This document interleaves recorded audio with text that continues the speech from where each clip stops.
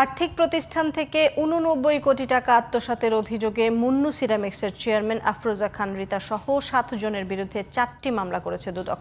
এছাড়া ঋণের নামে ব্যাংক থেকে 450 কোটি টাকা আত্মসাতের মামলায় ডলি কনস্ট্রাকশনের এমডি নাসিরুদ্দিন সহ ২০ জনের বিরুদ্ধে চার্জশিট অনুমোদন দিয়েছে সংস্থাটি। আরও জানাচ্ছেন Jannatul Ferdousi. Uttara finance and investment লিমিটেডে কোনো ধরনের রেকর্ডপত্র জমা না দিয়ে প্রতিষ্ঠানটির কর্মকর্তাদের যোগ সাজশে ৮৯ কোটি টাকার বেশি আত্মসাৎ করে মুন্নু সিরামিক। অনুসন্ধানে আত্মসাতের অভিযোগ প্রমাণিত হওয়ায় প্রতিষ্ঠানটির চেয়ারম্যান আফরোজা খান রিতা সহ ৭ জনের বিরুদ্ধে ৪টি মামলা করেছে দুর্নীতি দমন কমিশন। দুপুরে রাজধানীর সেগুনবাগিচায় নিজস্ব কার্যালয়ে নিয়মিত ব্রিফিংয়ে এসব কথা জানান দুদকের জনসংযোগ কর্মকর্তা আক্তারুল ইসলাম। উত্তরা ফাইন্যান্স লিমিটেডের ব্যবস্থাপনা পরিচালক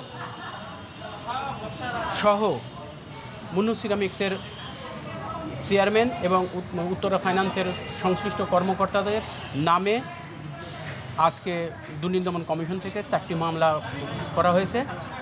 মোট 4টে মামলায় আত্মসাৎকৃত টাকার পরিমাণ 89 কোটি 50 লক্ষ টাকা। ব্রিফিংয়ে তিনি আরও জানান, রূপালী ব্যাংক থেকে ঋণের নামে 450 কোটি টাকা আত্মসাতের অভিযোগে ডলি কনস্ট্রাকশনের এমডি নাসিরুদ্দিন সহ 20 জনের বিরুদ্ধে করা মামলার চার্জশিট অনুমোদন দেওয়া হয়েছে। ডলি কনস্ট্রাকশনের এমডি এবং চেয়ারম্যানের বিরুদ্ধে, একই সাথে ডলি কনস্ট্রাকশনের অন্যান্য কর্মকর্তা এবং রূপালী ব্যাংকের সংশ্লিষ্ট কর্মকর্তাদের বিরুদ্ধে এর আগে দুদক মামলা করেছিল। সেই মামলায় আজকে তাদের বিরুদ্ধে চার্জশিট দেওয়া হয়েছে। রূপালী ব্যাংকের কর্মকর্তাদের যোগসাজশে এই বিপুল অর্থ আত্মসাৎ করা হয় বলে অনুসন্ধানে পেয়েছে দুর্নীতি দমন কমিশন। জান্নাতুল ফেরদৌসী, জিটিভি নিউজ, ঢাকা।